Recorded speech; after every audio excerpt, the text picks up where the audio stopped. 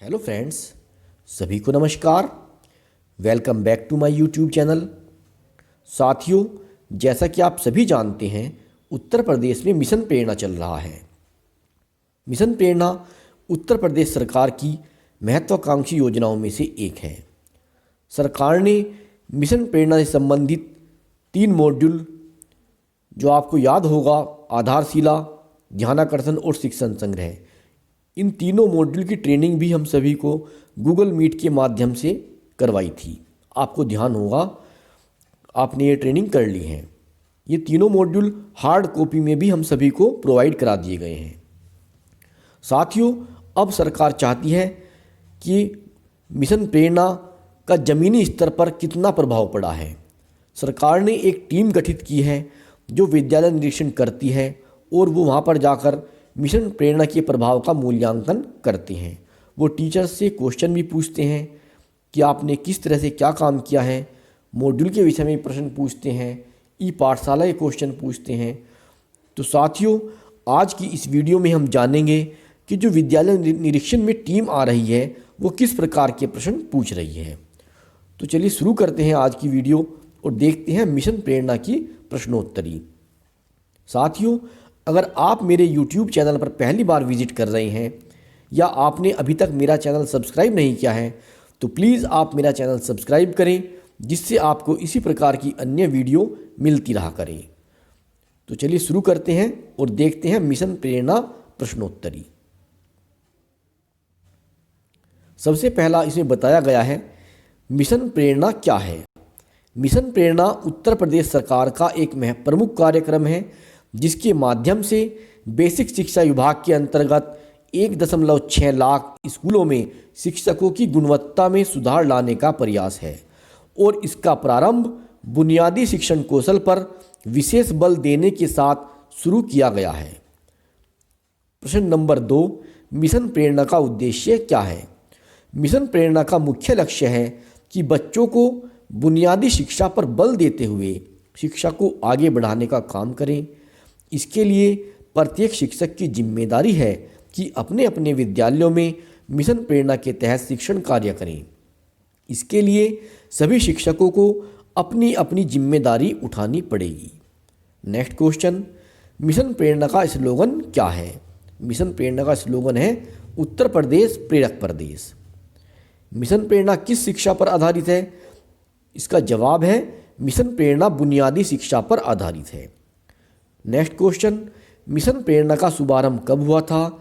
Mission प्रेरणा का शुभारंभ 4 सितंबर 2019 को माननीय मुख्यमंत्री श्री योगी आदित्यनाथ जी के द्वारा हुआ था।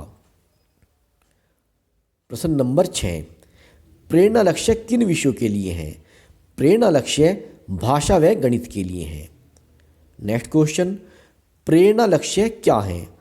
प्रेरणा लक्ष्य वह न्यूनतम दक्षताएं हैं जो किसी कक्षा के प्रत्येक बच्चे को आनी चाहिए। नेक्स्ट क्वेश्चन, प्रेरणा सूची क्या है। प्रेरणा सूची में कक्षा 1 से 5 तक की प्रत्येक कक्षा की हिंदी व गणित विषय के उपविषय तथा उनकी संगत दक्षताएं दी गई हैं।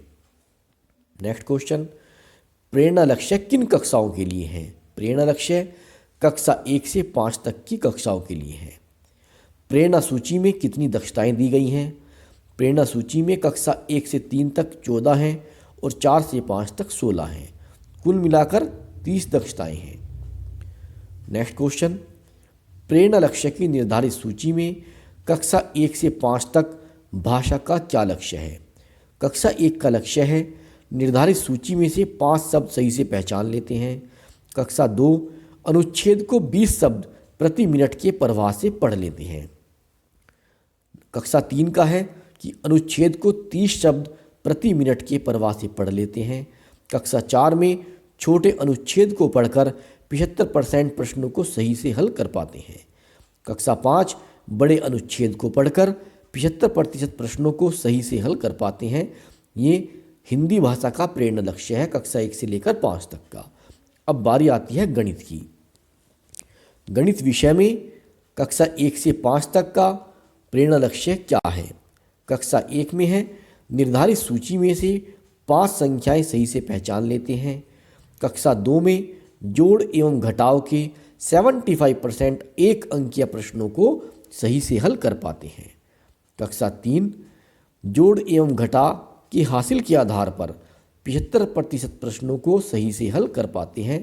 कक्षा 4 में गुणा के 75% प्रश्नों को हल कर पाते हैं और कक्षा 5 भाग के 75% प्रश्नों को हल कर पाते हैं।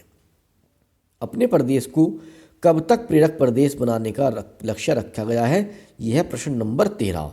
इसका जवाब है मार्च 2022 तक। अगला क्वेश्चन आता है, उत्तर प्रदेश में मिशन प्रेरणा कब लागू हुआ? अच्छा सवाल है, यह आपके सामने पहले भी आया होगा। उत्तर प्रदेश में मिशन प्रेरणा 4 सितंबर 2019 को लागू किया गया था। नेक्स्ट क्वेश्चन, सदर ब्लॉक को कब तक प्रेरक ब्लॉक बनाने का लक्ष्य है? सही जवाब 31 अक्टूबर 2021 तक सदर ब्लॉक को प्रेरक ब्लॉक बनाने का लक्ष्य रखा गया है। क्वेश्चन नंबर 16, शिक्षक मॉड्यूल कौन कौन से हैं? शिक्षक मॉड्यूल कुल मिलाकर 3 हैं, आधारशिला, ध्यानाकर्षण और शिक्षण संग्रह। अब बारी आती है, जो पहला मॉड्यूल है आधारशिला, ये क्या है? आधारशिला हमारा प्रथम मॉड्यूल है। इसके अंतर्गत पहली से तीसरी कक्षा के बच्चों की पढ़ाई की नींव मजबूत करने के लिए आधारशिला मॉड्यूल विकसित किया गया है। इसमें बताया गया है कि इन 3 कक्षाओं से संबंधित लर्निंग आउटकम बच्चों के सीखने और समझने के लिए कक्षावार निर्धारित लक्ष्य को हासिल करने के लिए शिक्षक कौन कौन सी गतिविधि करें। इसमें गणित और भाषा पर जोर दिया गया है। इसके कुल मिलाकर 6 भाग हैं।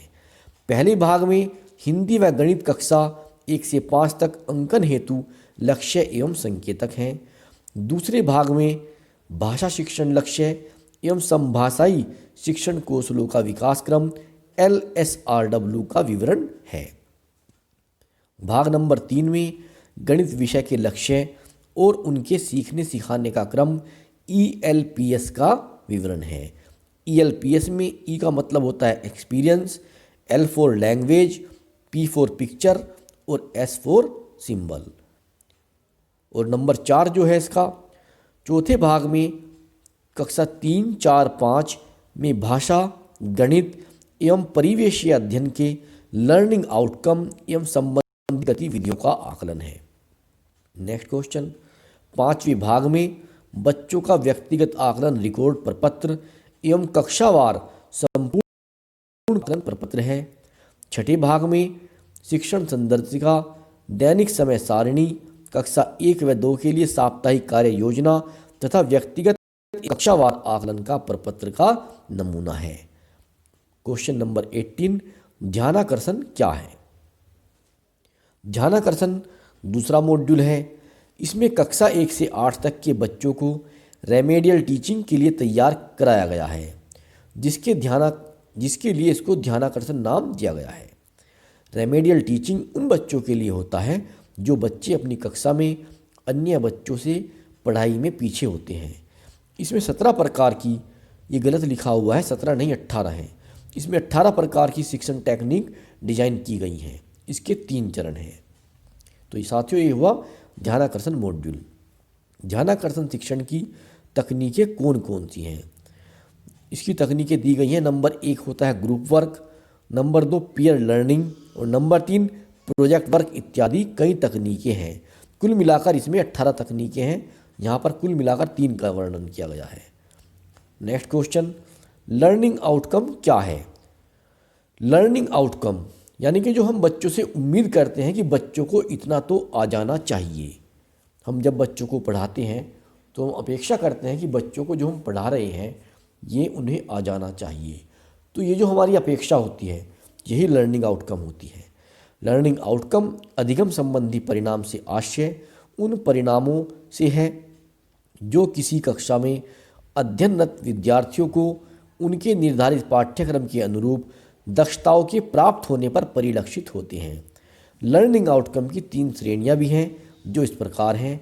नंबर 1 होता है केंद्रित learning outcome, number 2 nested learning outcome और नंबर 3 उप लर्निंग आउटकम। अगला प्रश्न, शिक्षण संग्रह क्या है?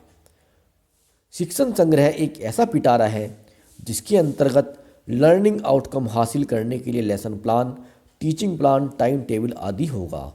जैसे परिषदीय विद्यालयों में कहीं कहीं पर 2 शिक्षक भी तैनात हैं।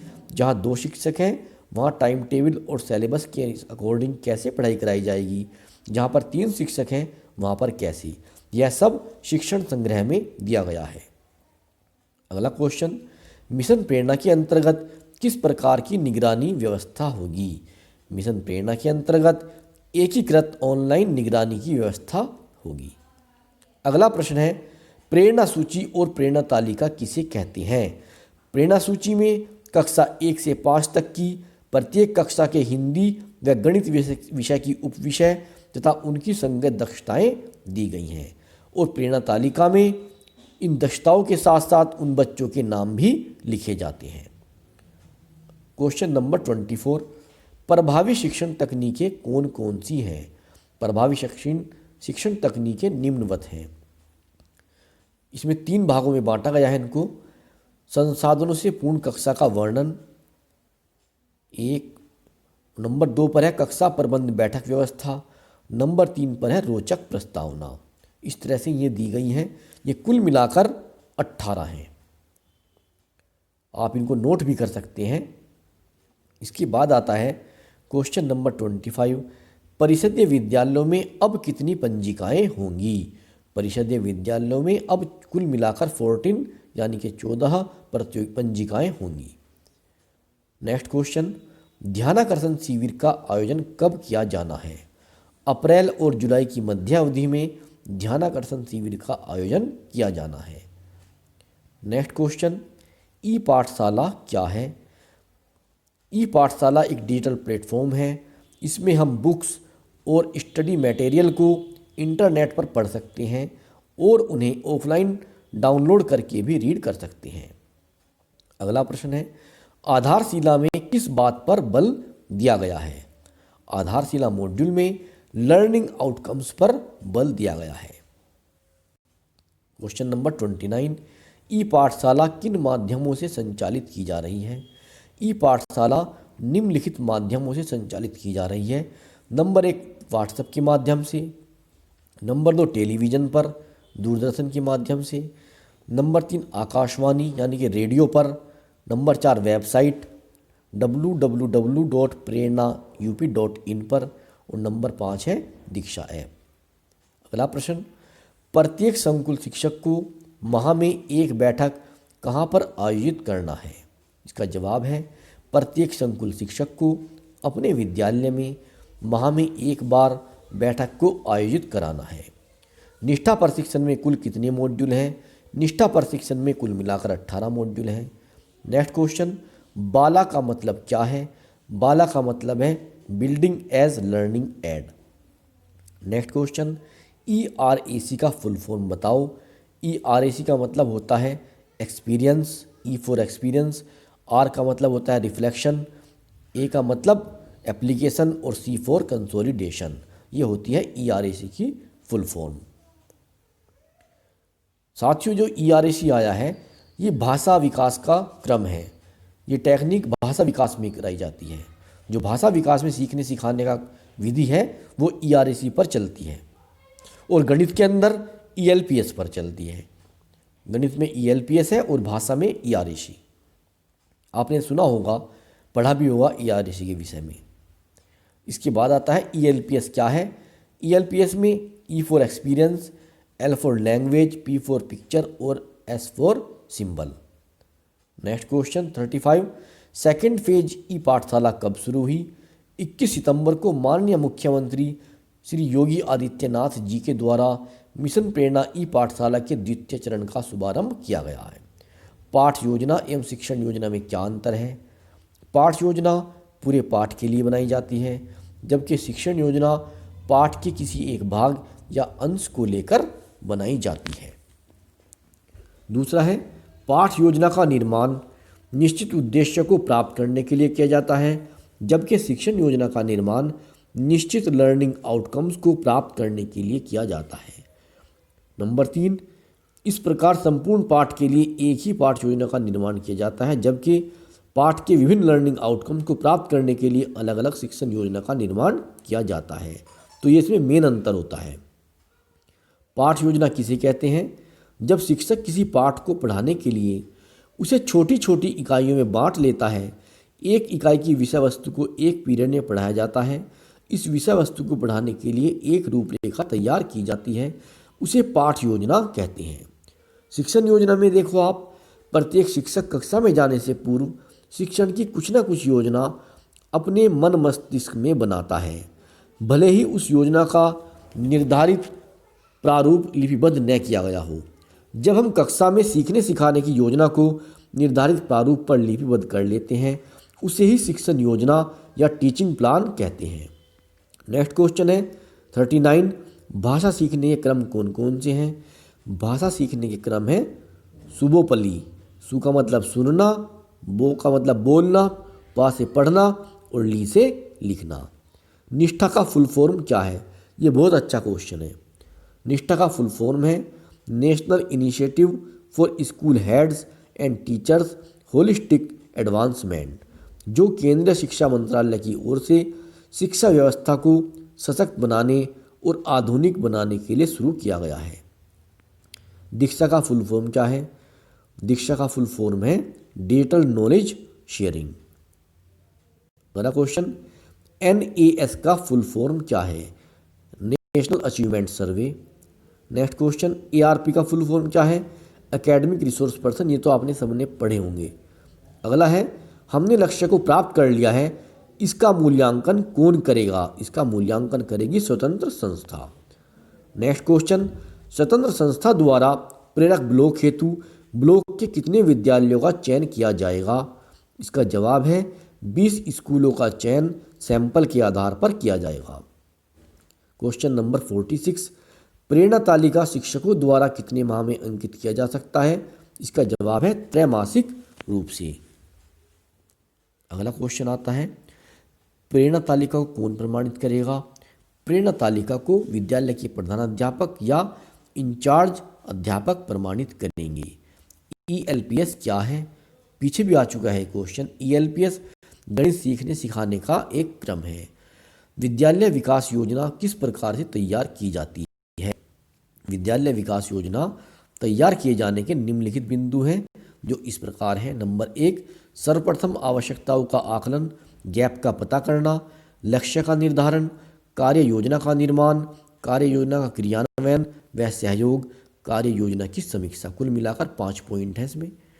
नेक्स्ट क्वेश्चन आता है, हम अपनी व्यावसायिक दक्षता का विकास किस प्रकार कर सकते हैं?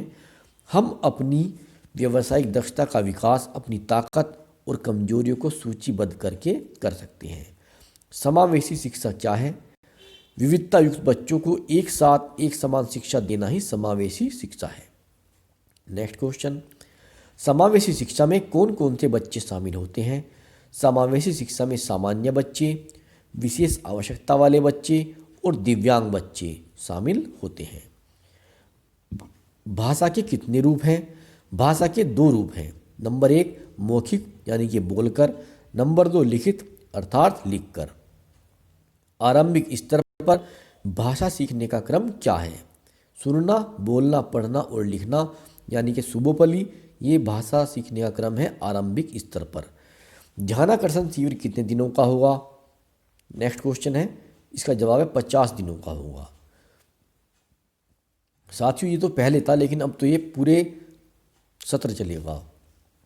पहले ये 50 दिन का होता था, लेकिन कोरोना की वजह से अब ये पूरे सत्र चलना है। ध्यानाकर्षण शिविर शैक्षिक सत्र में कब किया जाता है? इसका जवाब है सत्र के प्रारंभ में। नेक्स्ट क्वेश्चन, प्रारंभिक स्तर पर आरंभिक परीक्षण प्रपत्र में कितने प्रश्न होते हैं? इसका जवाब है कुल मिलाकर 15 प्रश्न होते हैं। क्वेश्चन नंबर 58, उच्च प्राथमिक स्तर पर आरंभिक परीक्षण प्रपत्र में कितने प्रश्न होते हैं?